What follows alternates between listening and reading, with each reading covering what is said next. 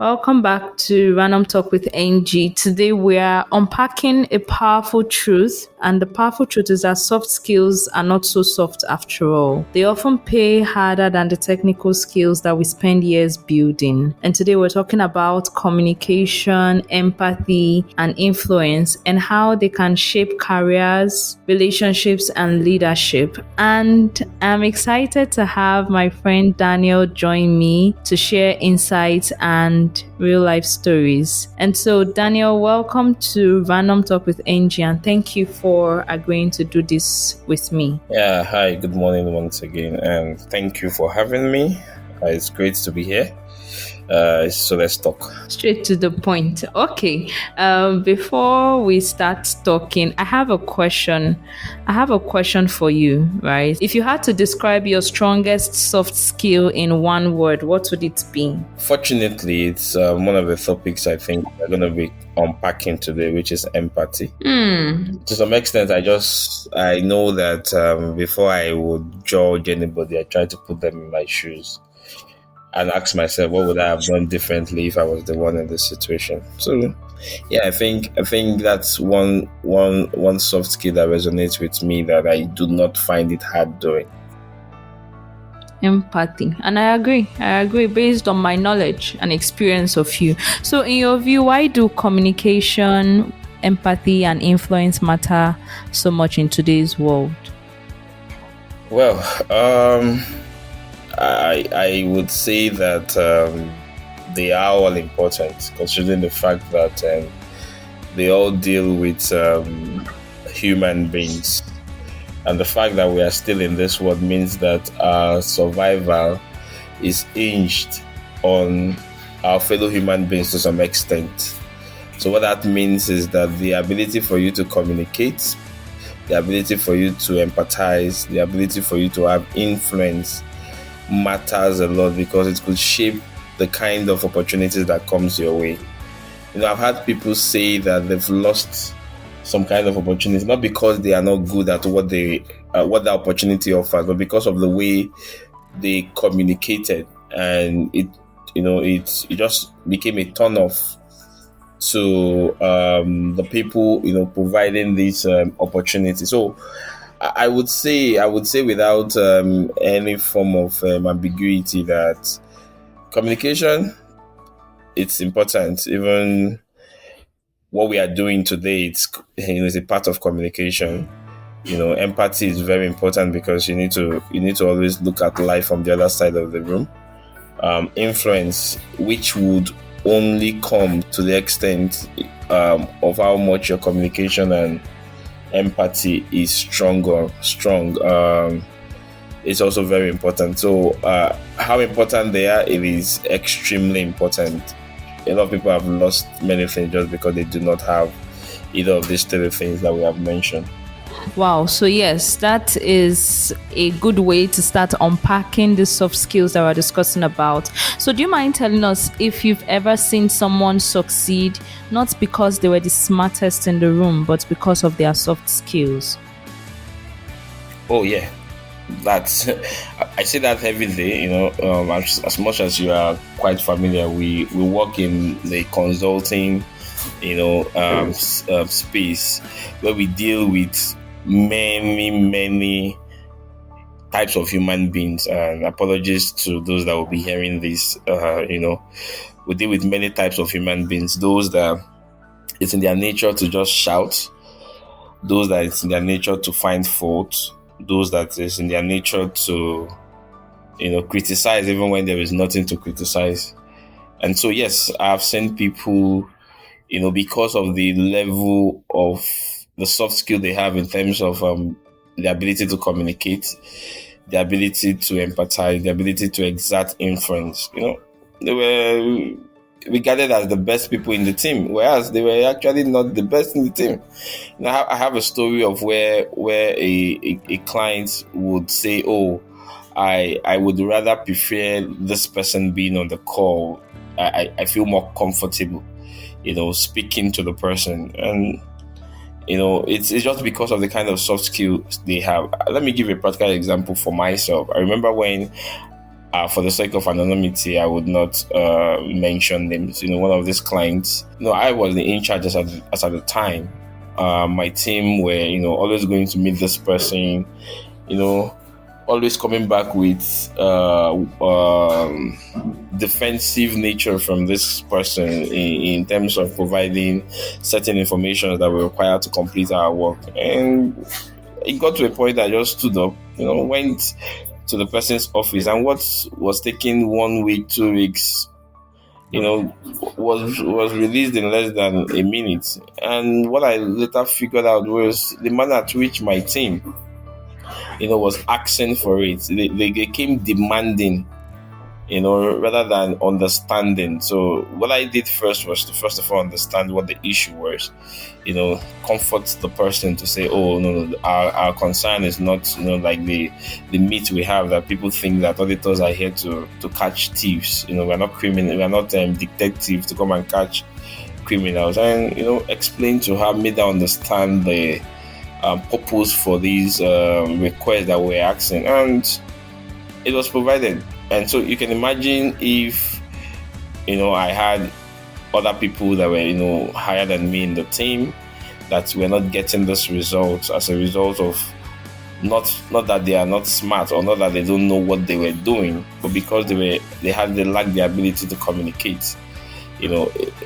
We wouldn't have gotten the result that we did. And so yes, I've seen cases whereby you are being recognized not because you are smart, but because you've been able to communicate. I also have times whereby I've attended some interviews, and even in my in saying the rubbish that may not that may not align with the question that is being asked, the ability to stand firm on it, communicate strongly, and you see them shaking their head as if what I was saying was the right thing. So yeah, it's sometimes you don't need to be too smart. Sometimes you need these soft skills to be able to get to the point you want to get to.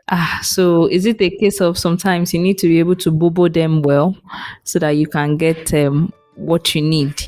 But yes, I agree with you about the soft skills, and sometimes you just need to understand the person, and that's actually powerful and it sets the tone. So let's actually zoom into each skill. We're going to talk about communication, then empathy, and then go on to talk about influence. So with regards to communication, what do you think is the difference between talking and actually communicating? And this is my personal view, right? I think there is a thin line between talking and communicating. Personally, I feel that it is hinged on the person that is being talked to or being communicated to. And I'm going to explain. The way we hear things, if you go to the dictionary and ask, what is communication? It's the ability for you to pass a message such that the receiver understands. So what it means is that where the receiver does not understand, you've not communicated. It could be assumed that you've just been talking. So that's why I said there is a very thin line. So most of the time, what it means is that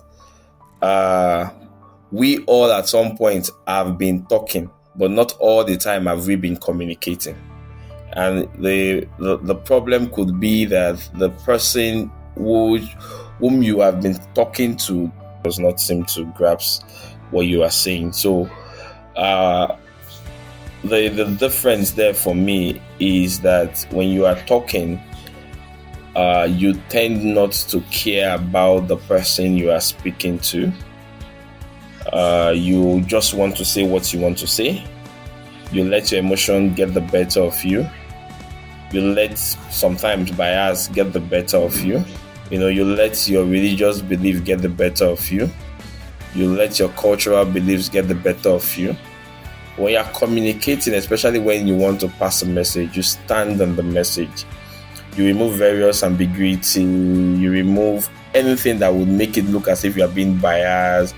You remove everything that will make it look as if you have preference to some of these things, some areas that you have been communicating about.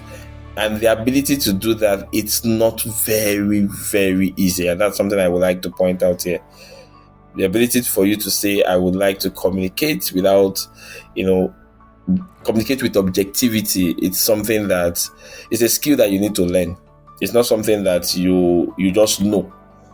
And so, for me, if I'm going to just wrap up that question, I would say, if you go to some meetings, you just see somebody just wakes up or raises up his hand, and just shouts and keep talking to the person. The person is saying his mind, but in reality, he's not communicating because people are not listening to what he or she is saying.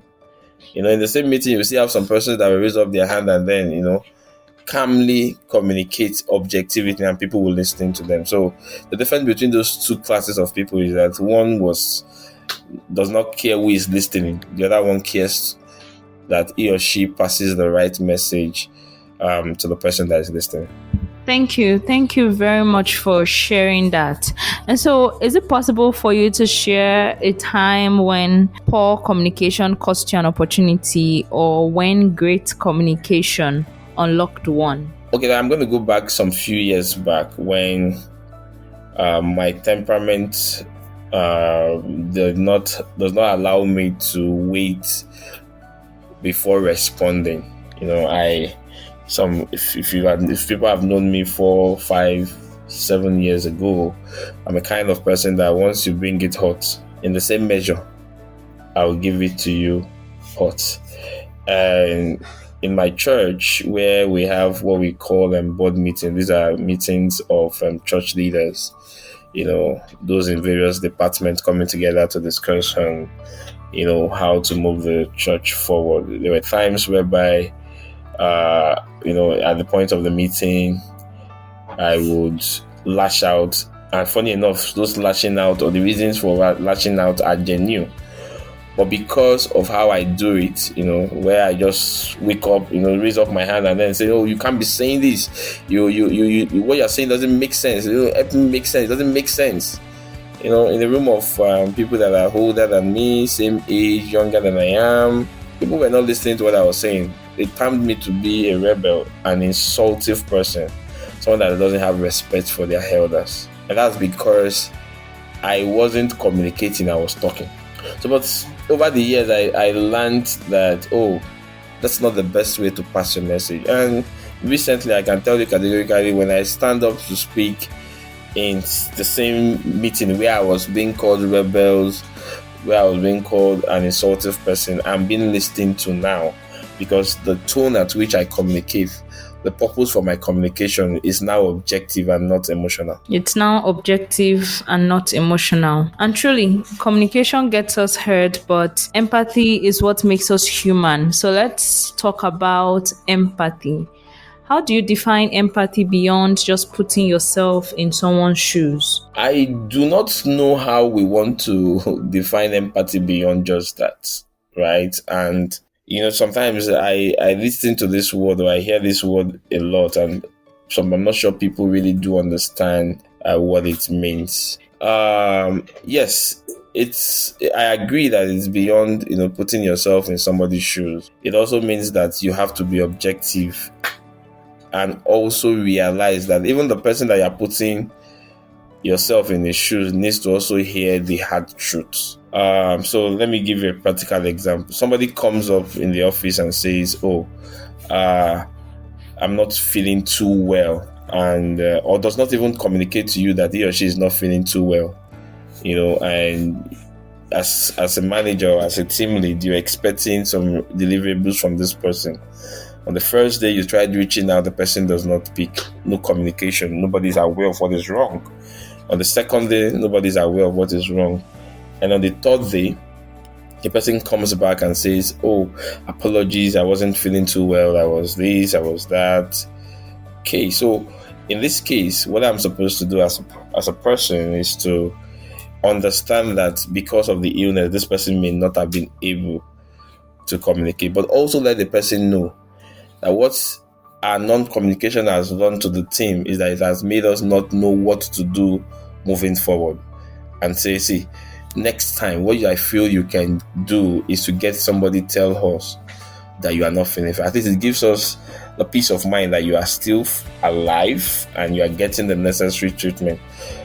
But what makes it empathy is that I understand that she is not well or he is not feeling fine. But beyond just putting myself in his shoes, I also let the person know that, see, this is what could have been done better, which is, constructive feedback, letting the person realize that, oh, what if you had done it this other way? So yes, understand their emotion, but do not allow their emotion manipulate you, to be biased on the issue of ground. Thank you for listening to this episode of Random Talk with Angie. Next week, we will continue this conversation where we dive deeper into empathy, and then we would flow to influence and then round off with practical applications. Don't forget to share, subscribe, and feel free to reach out to me at mnobifuna@gmail.com or on Instagram and TikTok at Random Talk with Angie. Have a beautiful week ahead.